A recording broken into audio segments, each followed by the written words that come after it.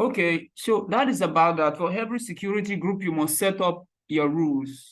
Once you have the name and the description, you can go ahead and set up your rules, and then you create security group. But when you move into the Elastic Compute Cloud area, that's when you can now choose the subnet, the availability zone, and also the security group as your firewall for the instances. So we have, we have to impute some CIDR blocks here. Let's see.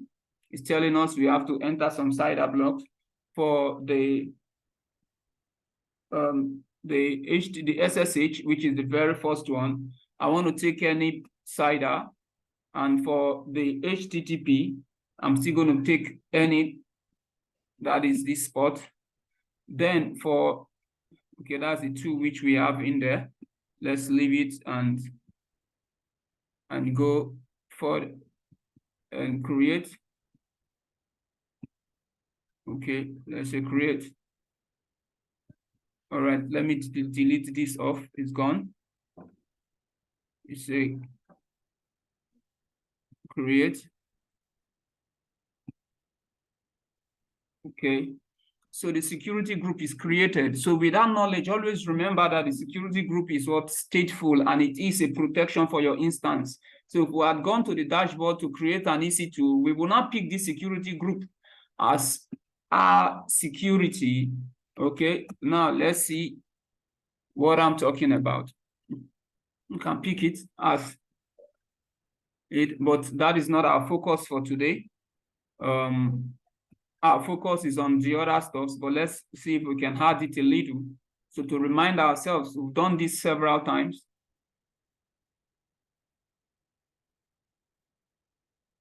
Okay, so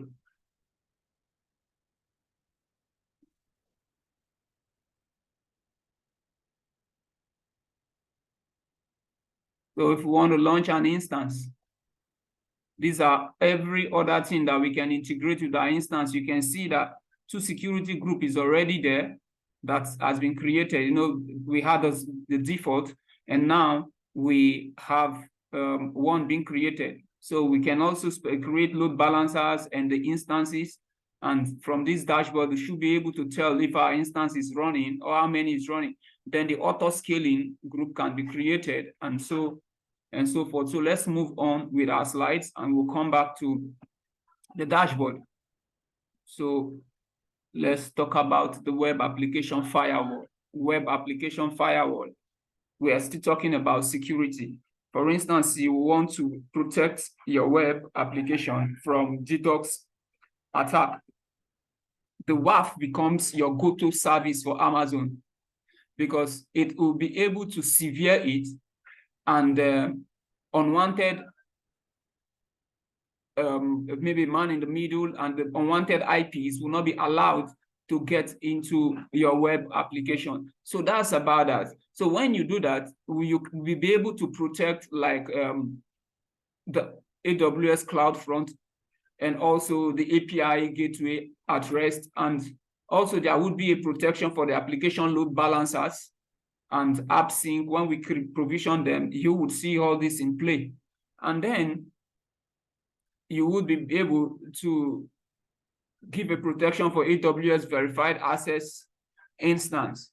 And always remember that the application load balancer is at the layer 7, and WAF does not support network load balancer.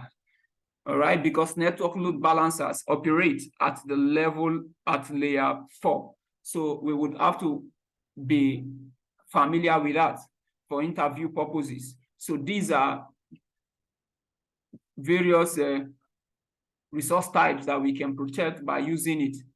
Okay, so while we do that, there is another service that is integrated with the WAF, which is the Shield. All right, we know that Shield, we've been calling Shield ever since, you know, in Amazon. So the Shield comes up with the web access control list to help us minimize the effects of distributed denial of service. That's the DDoS attack, which I've just mentioned. So no extra cost beyond what you have already paid for your application, your web application firewall. So, but you would be able to do certain other provisioning.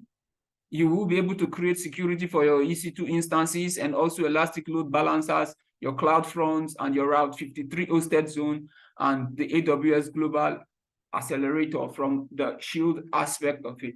So let's take a look at the diagram, because in this class, we are more familiar with diagrams than every other narration. So what do we have here? You can see the AWS Firewall Manager. The AWS Firewall Manager houses every other security services on the AWS platform, where we talk about the Shield, or just mention the security services which can be found on the AWS platform. You now have them here in the Firewall Manager. And from there, now we can have the WAF. All right. Now, these are the functions which I mentioned that the WAF can actually protect. Through it, you will be able to create policies. You know, when we create policies, it's either we are allowing or we are disallowing certain other functionality. And also, we would be able to filter and allow or block certain other certain other IPs and so on and so forth. So in this area, you will see it as your protection against vulnerability exploits. We all are familiar with vulnerability management in Qualys and Rapid7, Dome9, and the rest. I know Benjamin would like that. So that is that. So through it, if we want to monitor the various activities on it, we need our Amazon CloudWatch, our CloudWatch. But for compliance level, what do we need? We need our CloudTrail, and this, is actually bringing us to the next level of this class. But before that, let's just quickly go on to the platform and see how we can play with the WAF and get some knowledges out from it. You see that the WAF is actually integrated with the Shield. So you enter, kindly you log in and see the functionalities that could be found there.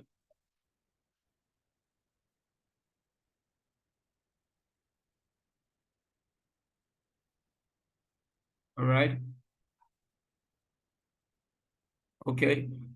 So from it, this is the dashboard. The very first thing you do, you have to create the web application control list.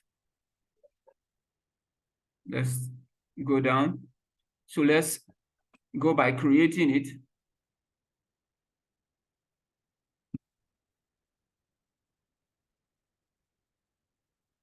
So these are the various level of provisioning the WAF. The very first one is for us to describe the web access control list and associate it with certain AWS resources. Having done that, we can now move on to the rules level, where we had rules and rule groups. They'll move to the priority of the rules. Then we configure the matrices and we'll review and create the web access control list. So we will still continue with the name convention, which we had for the day, which is R, Jacob, Benny. Benny is a very stubborn guy, but what are friends for? We can give it a description. Let's say demo. All right. So I told us about the various functions and resource type that can be attributed to it. You can see the application load balancer, the Amazon API gateway at rest. We have the Amazon App Runner Service, AWS AppSync, GraphQL API, Amazon Cognito User Pool, and AWS Verified Access Instance. They are there. So we are taking that. We have it highlighted here. So we're going to go down, and the region is already taken, which is US East, North Virginia. So if we want to add AWS resources, this is the place we can do that by clicking it. So, but it's optional. Let's move on to the next, which would be what? where we can add our rules and the rule groups. Okay, in this zone that we are at the monitoring zone, so we're going to be careful because anything you touch here, AWS will assume that you have gotten money from some clients and they immediately will charge you. Okay, so now what do we have here? The default. It's a default web access control action for requests that don't match any rules. What do? You block them. You don't let them in. So if you want to use token, you can add a token domain, but I'm going to leave it like this and move on to the next level where the rules can be added. So let's move on.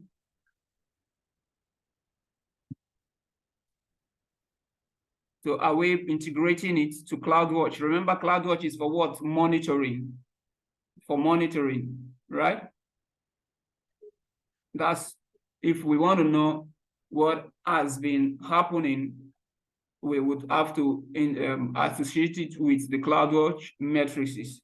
So here now, what do we have? It said request sampling option. If you disable request sampling, you can't view requests that match your web application rules. Let's disable it. And we move to the next. So this is just a sample for it. We do not have any rule added. We may want to go in there and see if we can provision some rules. Let's see, I'm going back in time. I'm going to step 2. I'm here now. I just want to see how we can play with certain things. Let's see. Let's go by saying add my own rules and groups.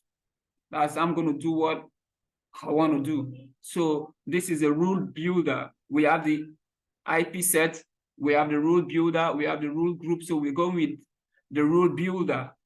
So that's to say that you want to customize your own rule. Okay, here now, let's say HTTP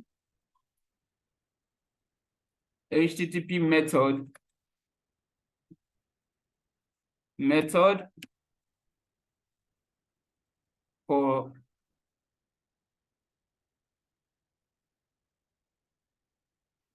login. Then it is asking us regular rule. No, it's a rate-based rule. Let's take that. Please, if you're with me, can I get the feedback from the house? Can you all hear me? Yes, we can hear you. Okay, thank you very much. So now we have the rate limit. Can hear your documents. Yeah, beautiful, Benjamin, you are back. We have the rate limit. What do? The minimum is saying that the minimum is between 100 to 20 million. So we're going to go with the list. Let's say 100. Or for Benjamin's sake, let's add 1. For him, is a friend. So we pick that and we go up. So now we go down to source IP addresses. No, let's say custom keys. Let's say custom keys. Because you still want to stay in control of everything you must control. So the request aggregation key, what do we do here? We took HTTP method and let's get down to say add to this. I will pick the source IP address.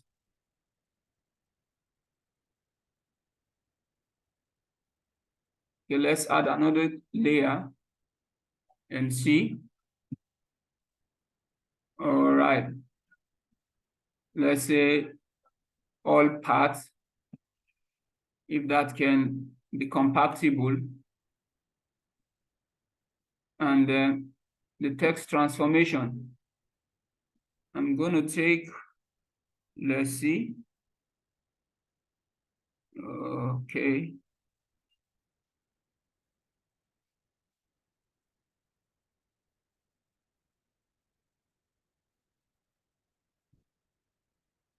All right, for now, leave it like that. Let's go down.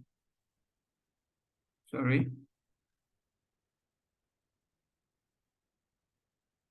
Let's go down to add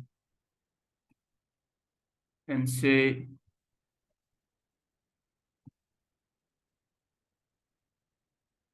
let's say query string. So you just pick whatever that should be taken. And most times your organization, your solutions architect would give you a blueprint of whatever that is required of you to provision. Yeah, but you should know that these are what you want to allow or disallow. So we need to be familiar with it at the application level. And so that's what we are doing here.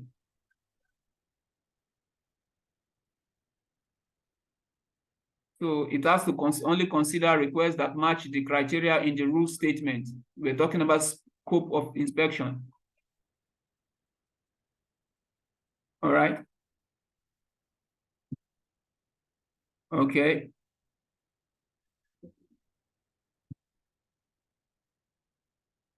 This would want us to, so just according to the rules, you may want to take cookie if it is a level of security that you want.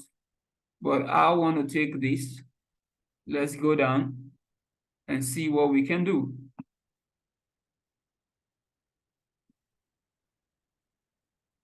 Look at string parts here. All right. Just leave it. And the action is asking, so choose an action to take when a request matches the statement above. What would you do? If the request matches the statement above, let's say, let it count. Okay, you had rule. Okay, I think something is not well done. Let's go pick it. One of the stuff that will contain string. Let's take that. Beautiful, everything is fine. Contain string, that's all.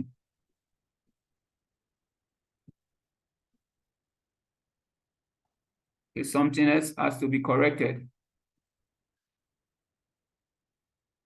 Say login, string to match, you say login.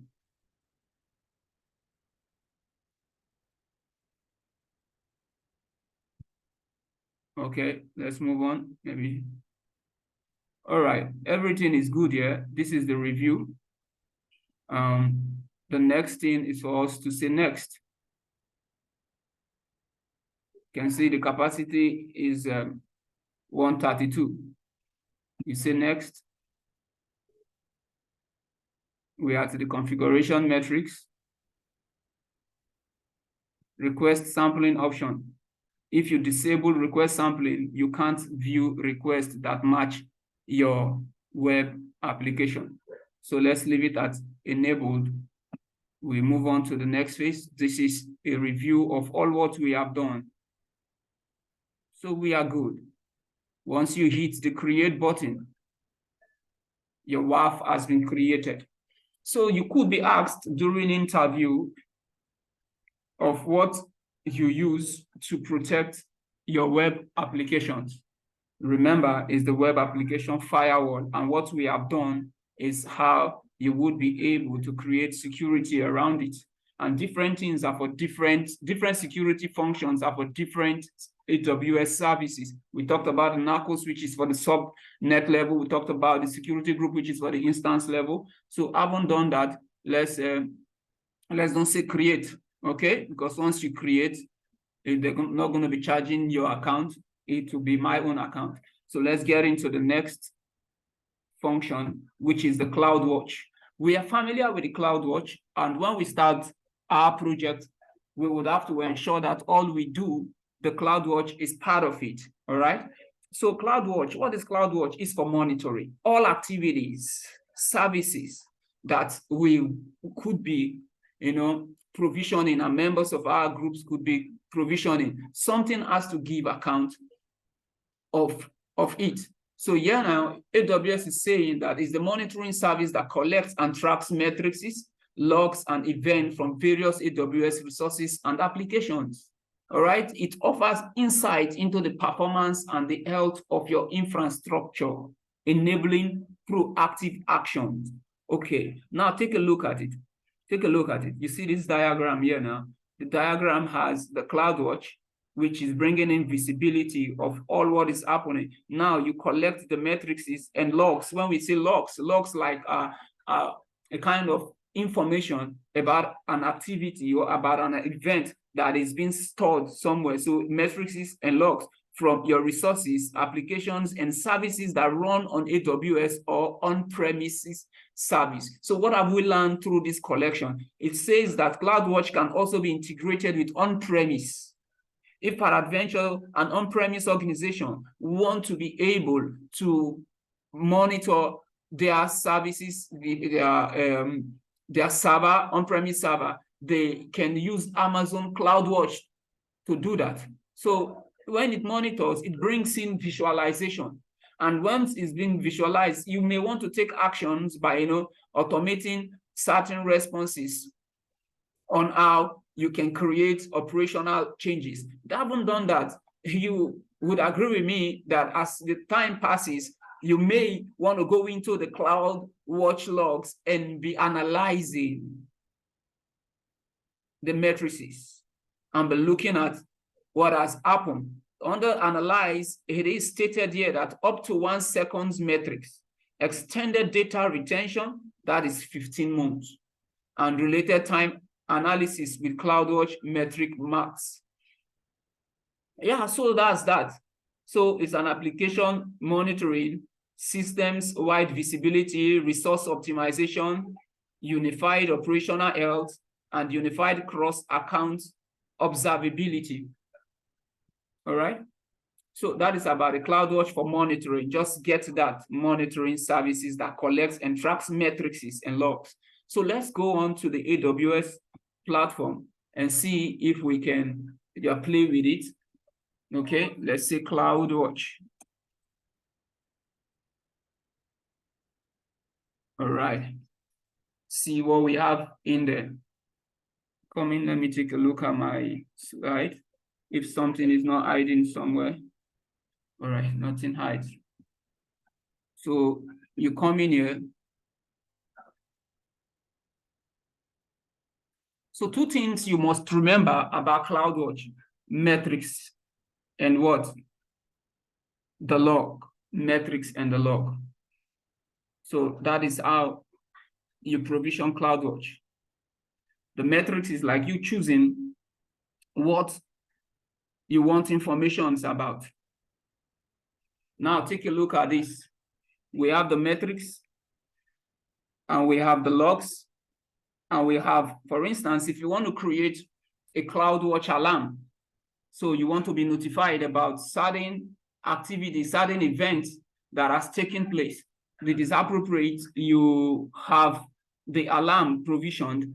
And if you take a look at my own dashboard, though it's still loading, but you can still see that I have everything here at the level of 3 hours. So at every 3 hours, we'll be notified and about the metrics which I have, and the logs will receive information. If I have the alarm enabled, I will be alarmed. The alarm may be about how much is the cost and whatsoever that I've actually enabled. Let's take a look at the all metrics under.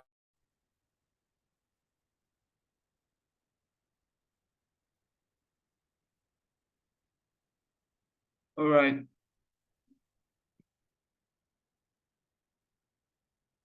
I was trying to make you a host, but it seems that's not possible.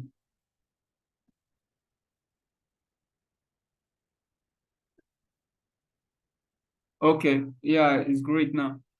So now let's move on.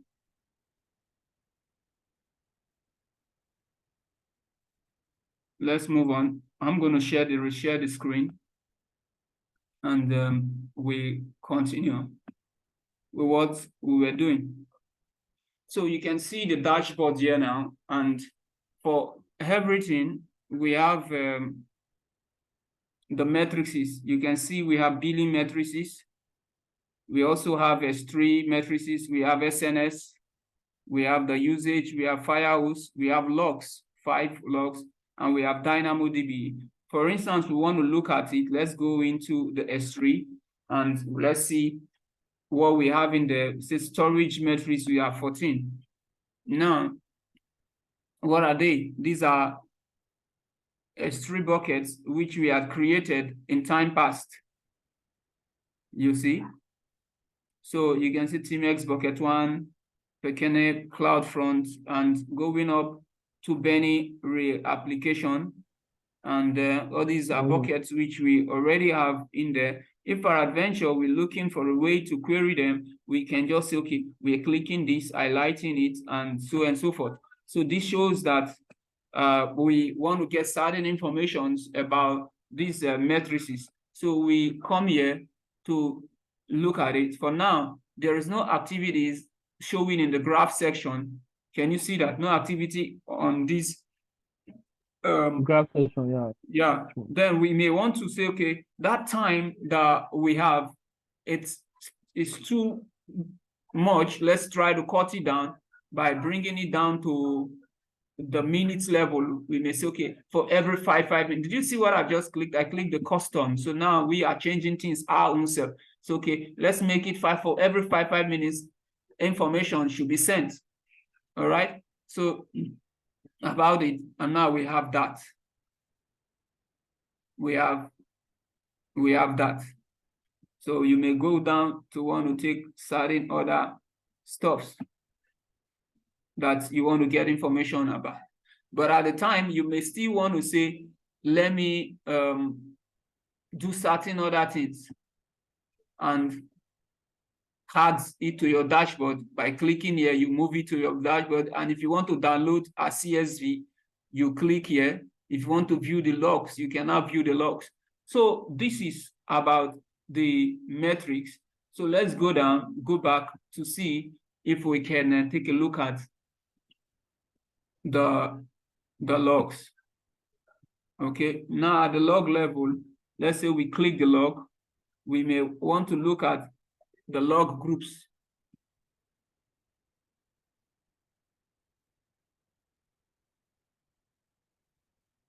That are created.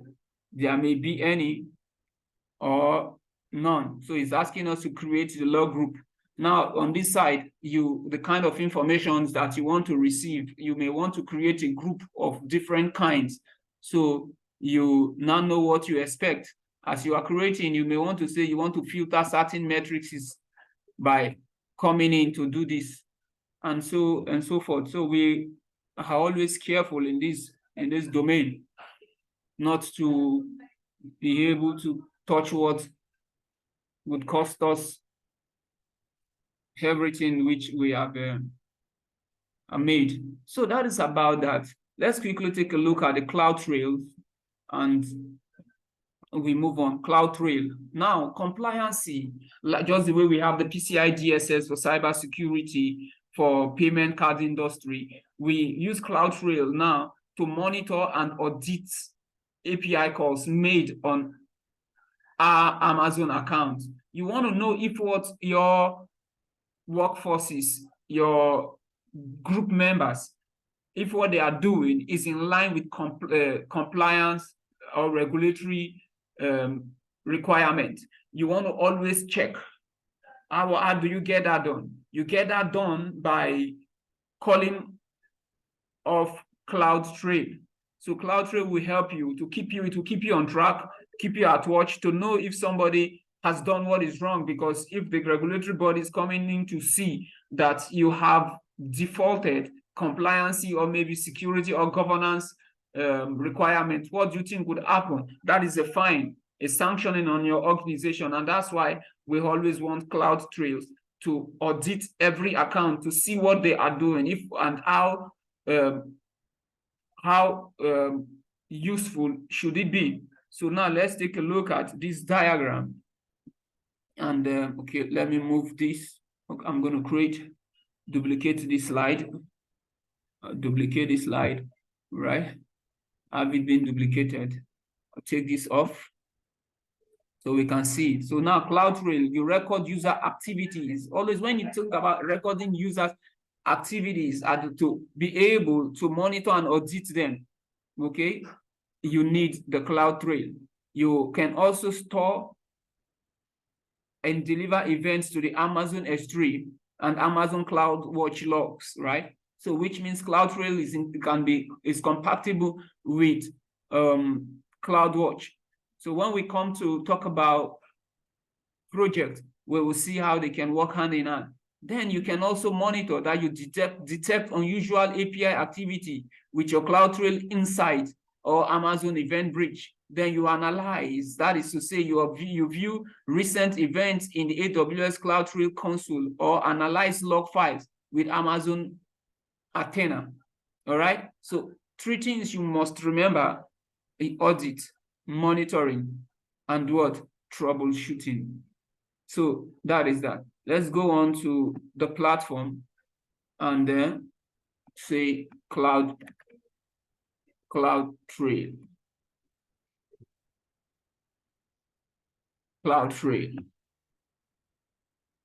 Today's class is a very good one, but it will be most appreciated when we have our stuffs on. So let's say we get in here by saying create CloudTrail. Okay. What do? You now enter the name, the trail name that you want. Okay. In the default, it has AWS CloudTrail logs already saved in there for you. So you move on to the next step. Let me enter this direction so we can see the step.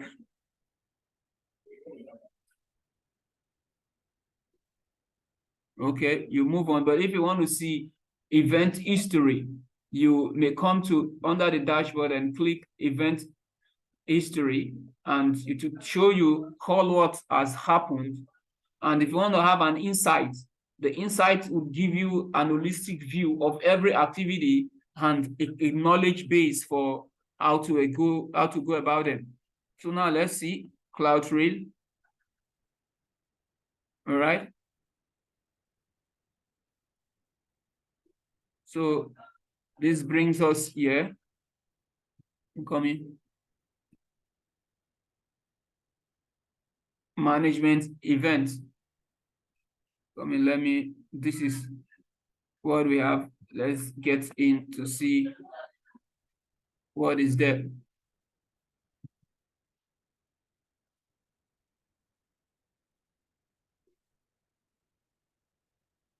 So we can now go ahead, once it rests, to now configure to get the kind of information that we want. This is the very first place we can edit the general details.